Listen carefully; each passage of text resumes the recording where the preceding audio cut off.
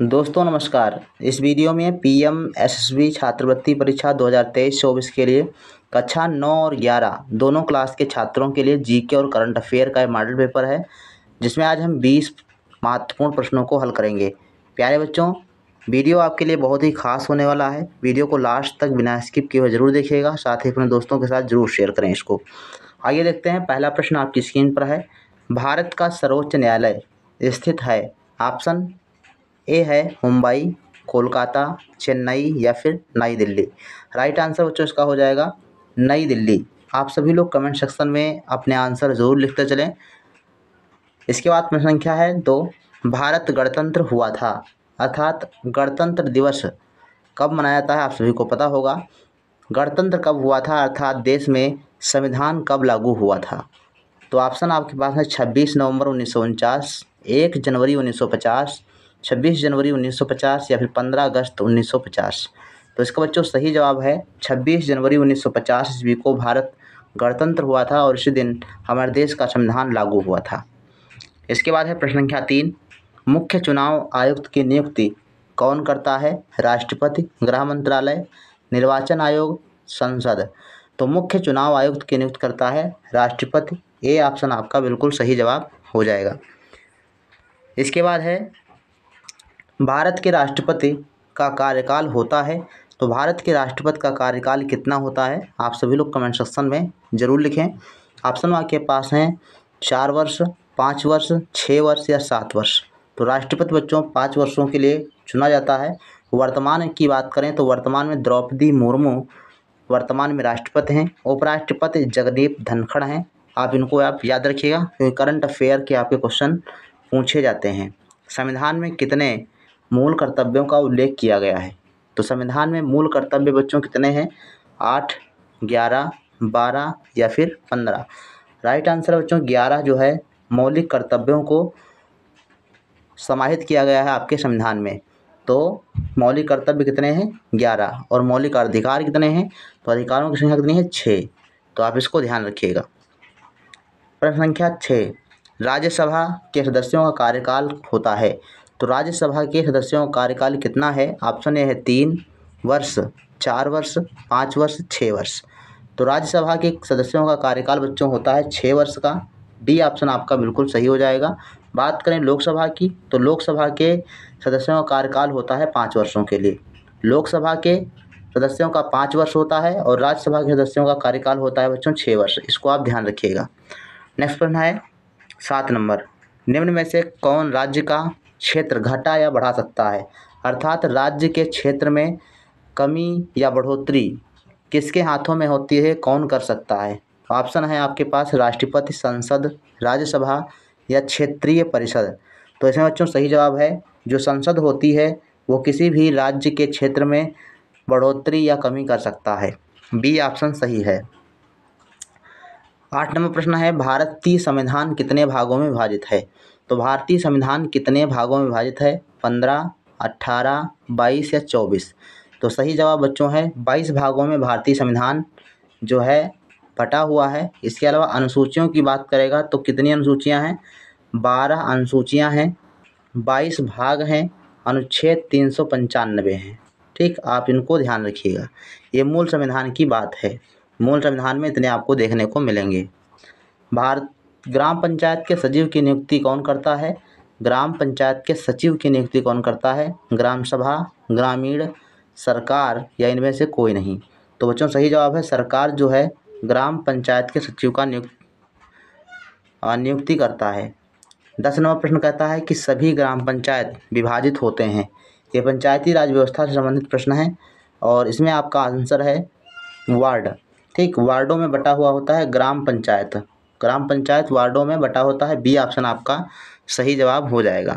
11 number प्रश्न कहता है कि लोकतंत्र में सत्ता किसके हाथ में रहती है? प्रधानमंत्री, जनता, राष्ट्रपति, इनमें से कोई नहीं। तो बी ऑप्शन आपका बिल्कुल सही जवाब हो जाएगा।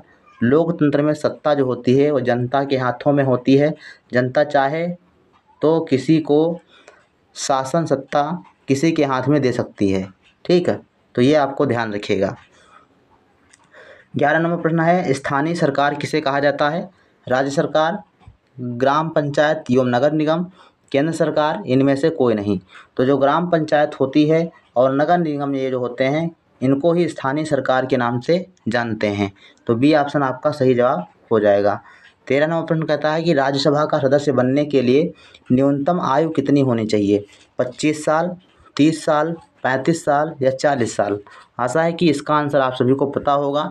राज्यसभा के सदस्यों के निर्वाचन के लिए 30 साल उम्र होनी चाहिए। अगर बात करें लोकसभा की, तो लोकसभा के सदस्यों का जो आयु सीमा होती है वो 25 साल होती है। ठीक है, तो अगर किसी व्यक्ति को प्रधानमंत्री बनना है तो उसके आयु जो है 25 वर्ष होनी चाहिए, लेकिन अगर राष्ट्रपति बनना है तो आपको 35 वर्ष होनी चाहिए उम्र आपकी। तो ये भी आपके ध्यान रखिएगा। राज्यसभा के निर्वाचन के लिए 30 वर्ष उम्र होनी चाहिए, लोकसभा के निर्वाचन के लिए 25 वर्ष उम्र होनी चाहिए, राष्ट्रपति बन सकता है उसके लिए 35 वर्ष होनी चाहिए और राज्यपाल के लिए 35 वर्ष होनी चाहिए। तो आयु भी आपको ध्यान रखनी है। 14 नंबर प्रश्न कहता है कि भारत की संसद में उच्च सदन को कहा जाता है? राज्यों की परिषद को, राज्यसभा को, लोकसभा को, संसद को? तो इसमें बच्चों सही जवाब है राज्यसभा को उच्च सदन के नाम से जानते हैं। बी ऑप्शन आपका सही है। लोकसभा क्या है? निम्न सदन होता है। सी ऑप्शन आपका हो जाएगा निम्न सदन के रूप में, और बी ऑप्शन राज्यसभा है जो उच्च सदन कहलाती है। इसके बाद है 15 नंबर प्रश्न, राज्यसभा में कितने सदस्य होते हैं? 344, 250, 212, 312 या फिर 272? तो इसका बच्चों सही जवाब है 250 सदस्य होते हैं राज्यसभा में। बी ऑप्शन आपका सही हो जाएगा। 16 नंबर प्रश्न कहता है कि भारत की सबसे लंबे समय तक सेवा करने वाले प्रधानमंत्री कौन थे? अर्थात सबसे ज़्यादा वर्षों तक प्रधानमंत्री के पद पर किसने काम किया था? अटल बिहारी वाजपेयी, नरेंद्र मोदी, मनमोहन सिंह, जवाहरलाल नेहरू? तो इसका बच्चों सही जवाब है पंडित जवाहरलाल नेहरू। ये 16 वर्षों तक प्रधानमंत्री के पद पर कार्यरत रहे थे। तो डी ऑप्शन आपका बिल्कुल सही जवाब हो जाएगा, और भारत के प्रथम प्रधानमंत्री पंडित जवाहरलाल नेहरू थे।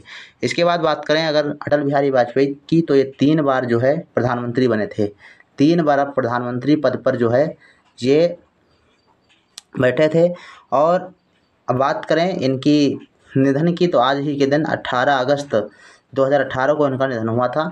तो ये भी आप ध्यान रखिएगा। इसके बाद है प्रश्न संख्या 17, संविधान दिवस कब मनाया जाता है? तो संविधान दिवस कब मनाया जाता है? 26 जनवरी को, 29 अगस्त को, 26 नवंबर को, 10 दिसंबर को? तो इसका बच्चों सही जवाब है 26 नवंबर को संविधान दिवस के रूप में मनाया जाता है। तो ये आपका सी ऑप्शन सही है। 26 जनवरी को गणतंत्र दिवस मनाया जाता है और 29 अगस्त को बाघ दिवस के रूप में, टाइगर दिवस के रूप में मनाते हैं, और 10 दिसंबर जो है मानवाधिकार दिवस मनाया जाता है। तो आप इन चारों ऑप्शन को याद रखिएगा। क्वेश्चन तो आपका एक है, लेकिन यहाँ से आपके प्रश्न 4 बन रहे हैं। संविधान दिवस बात करें तो 26 नवंबर, 26 जनवरी गणतंत्र दिवस, 29 अगस्त बाघ दिवस और 10 दिसंबर मानवाधिकार दिवस। और सभी प्रश्न आपके इम्पोर्टेंट भी हैं। 18 नंबर प्रश्न कहता है कि हमारे संविधान में कितने मौलिक अधिकार हैं?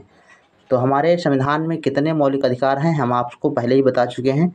6 मौलिक अधिकार आपको दिए गए हैं, और ये मूल अधिकारों की जो बात है, जो मूल अधिकार हैं वो अमेरिका के संविधान से लिए गए हैं। ये भी आप ध्यान रखिएगा, अमेरिका के संविधान से मौलिक अधिकार लिए गए हैं। और मौलिक कर्तव्य की बात करेंगे तो रूस से लिए गए हैं। रूस के संविधान से मौलिक कर्तव्य लिए गए हैं, अमेरिका के संविधान से मौलिक अधिकार लिए गए हैं। इनको आप ध्यान रखिएगा। 19वां प्रश्न कहता है कि भारत के संविधान को किस तिथि को अपनाया गया था? तो इसका बच्चों सही जवाब क्या हो जाएगा? 26 नवंबर 1949, 15 अगस्त 1947, 26 जनवरी 1950 या फिर 15 अगस्त 1950? तो 26 नवंबर 1949 को जो है भारत का संविधान अपनाया गया था, अंगीकृत किया गया था। तो फर्स्ट ऑप्शन सही जवाब हो जाएगा। 20 नंबर प्रश्न कहता है कि वर्तमान लोकसभा है, अब ये वर्तमान लोकसभा कौन सी चल रही है? 15वीं, 17वीं, 18वीं या 16वीं? तो ये बच्चों है 17वीं लोकसभा है। डी ऑप्शन आपका सही जवाब हो जाएगा। वर्तमान जो लोकसभा है वो 17वीं लोकसभा है। इसके बाद है 21 नंबर प्रश्न, और इसका आंसर आप सभी लोग कमेंट सेक्शन में लिखिएगा। राज्यसभा के सदस्यों का चुनाव किसके द्वारा किया जाता है? राज्यसभा के सदस्यों का चुनाव किसके द्वारा किया जाता है? जनता, लोकसभा, विधानसभा के निर्वाचित सदस्य, विधान परिषद के निर्वाचित सदस्य? तो इसका बच्चों राइट आंसर क्या होगा आप सभी लोग कमेंट सेक्शन में ज़रूर लिखें। और आप सभी लोग विज्ञान की जो प्लेलिस्ट बनी हुई है NMS की, वो आप सारे वीडियो देख लीजिए। इसके अलावा सामाजिक विज्ञान के जो भी आपकी प्लेलिस्ट बनी हुई है NMS की, वो भी आप देख लीजिएगा, क्योंकि प्रश्न आपके वहीं से आने वाले हैं। कक्षा 8 NCERT लेवल में आपका पूछा जाएगा, तो वो सारे प्रश्न आपके लिए इम्पोर्टेंट हैं। बाकी हम आपको प्रैक्टिस लगातार करा भी रहे हैं। मिलते हैं नेक्स्ट वीडियो में, तब तक के लिए धन्यवाद। और आज की 7:30 बजे की लाइव क्लास देखना ना भूलिएगा। मिलते हैं 7:30 बजे की क्लास में।